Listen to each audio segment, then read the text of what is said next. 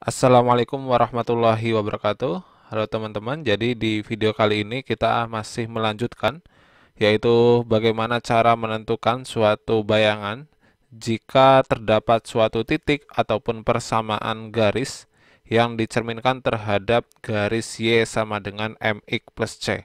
Pada video sebelumnya sudah dijelaskan bahwa jika terdapat suatu titik ataupun kurva dicerminkan terhadap garis Y sama dengan MX plus C, kita bisa menggunakan formula yang ini.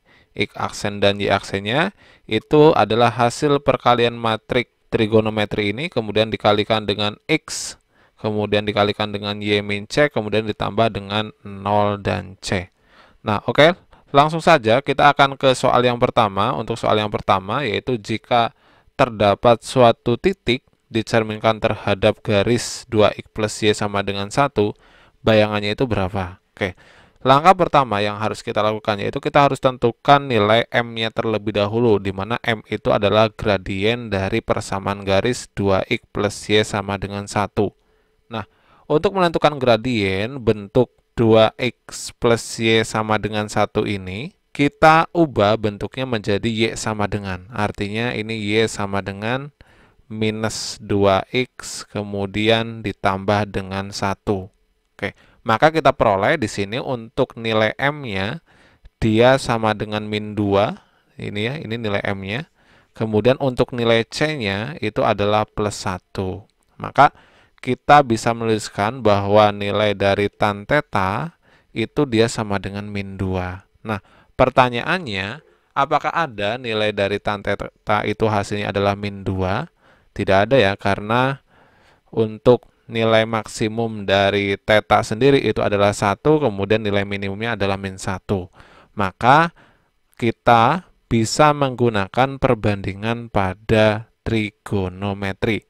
Kita ingat bahwa tan itu adalah perbandingan sisi depan dibanding dengan samping ya. Nah, maka di sini ini itu artinya min 2 itu dia adalah min 2 per 1. Nah, karena tadi itu untuk formulanya itu adalah X aksen dan Y aksennya itu dapat kita cari dengan mengalihkan matriks, yaitu cos 2 theta, kemudian sin 2 theta, kemudian di sini adalah sin 2 theta, kemudian di sini adalah min cos 2 theta. Ini dikalikan dengan titik yang direfleksikan, yaitu titik X dan Y. Kemudian ini dikurangi dengan 0, ini dikurangi dengan C, baru ini ditambah dengan 0C. Nah, kemudian berarti kita itu perlu mencari nilai dari sin theta dan juga cos theta terlebih dahulu. Maka untuk sin theta, kita ingat sin itu adalah perbandingan sisi di depan dengan sisi miringnya. Artinya, kita harus cari sisi miringnya terlebih dahulu. Jadi kita bisa membuat suatu segitiga, di mana di sini adalah theta. Theta itu tadi kalau tan dia adalah depan per samping, berarti depannya itu adalah 2, sampingnya adalah 1, maka miringnya itu dia sama dengan akar 2 kuadrat ditambah dengan 1 kuadrat. Berarti untuk miringnya kita peroleh dia sama dengan akar 5. Nah, di sini berarti sin tetanya dia sama dengan 2 per akar 5. Kemudian kalau cos theta berarti berapa nih? Berarti kalau cos theta dia adalah samping dibanding dengan miring ya, di mana sampingnya itu adalah 1, kemudian miringnya itu adalah akar 5. Nah, kemudian yang perlu kita perhatikan di sini bahwa nilai tan-nya itu negatif. Artinya kalau tan-nya negatif, kalau dia tidak berada di kuadran kedua, maka dia berada di kuadran keempat. Kita perhatikan titik A-nya. Titik A ini 5,-3. 5,-3 itu kalau kita lihat di diagram kartesius ataupun di koordinat kartesius, dia itu berada di kuadran keempat. Karena nilai X-nya positif, Y-nya negatif. Maka karena berada di kuadran 4, nilai sin itu dia adalah negatif. Nah, kemudian yang kita perlukan sebetulnya bukan nilai dari sin theta dan juga cos theta-nya, tapi kita memerlukan nilai dari cos 2 theta dan juga sin 2 theta. Bagaimana cara mencari nilai dari sin 2 theta dan juga cos 2 theta-nya?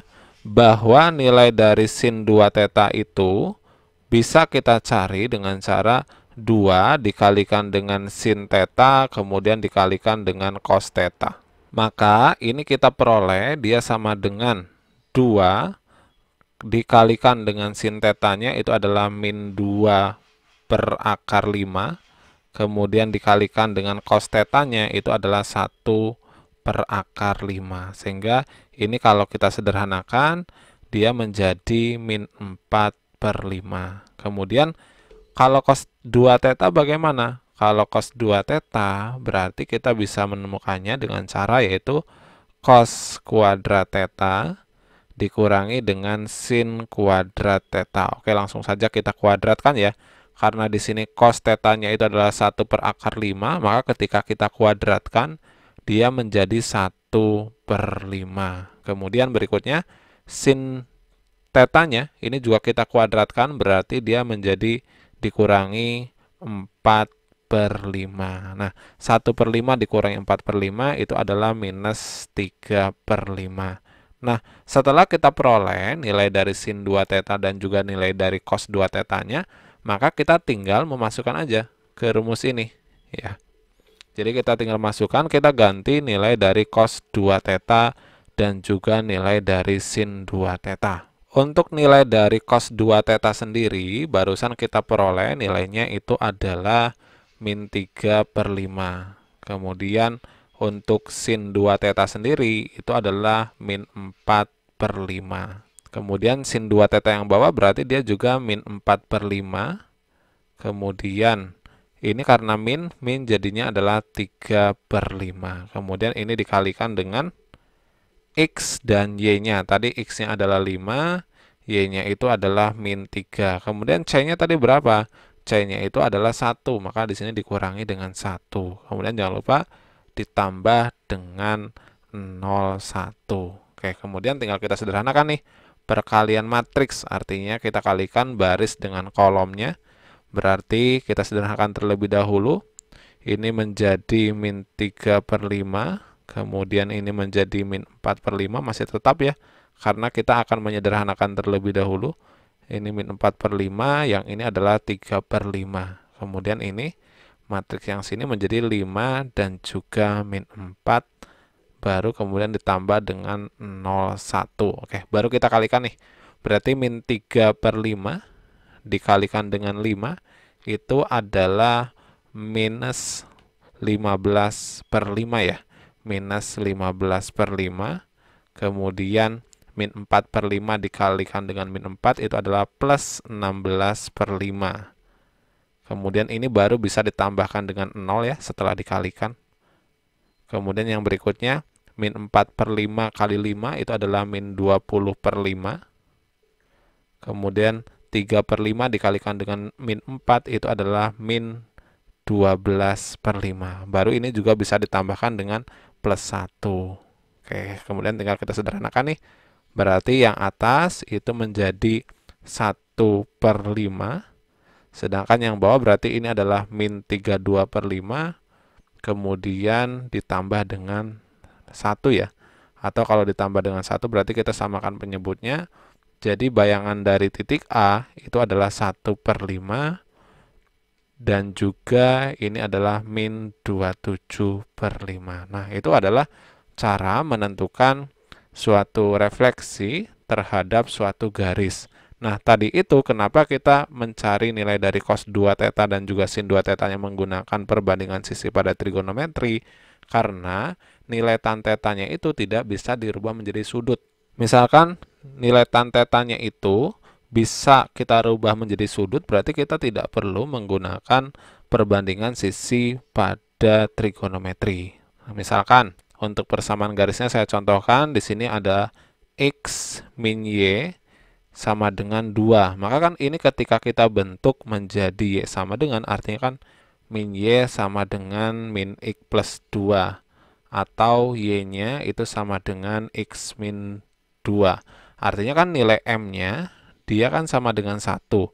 Berarti karena tan theta itu dia sama dengan M, ya, maka tan theta dia sama dengan 1. Nah, tinggal kita cari tan berapa sih yang hasilnya 1? Oh, tan yang hasilnya 1 itu adalah tan 45 derajat. Artinya tetanya itu dia sama dengan 45 derajat. Nah, baru kita bisa menentukan nilai dari sin 2 theta dan juga nilai dari cos 2 tetanya berapa. Jadi 2 theta berarti tinggal 2 kali 45, kalau cos 2 theta tinggal 2 kali 45. Oke, itulah video yaitu tentang cara menentukan bayangan suatu titik ataupun kurva apabila direfleksikan terhadap suatu garis Y sama dengan MX plus C.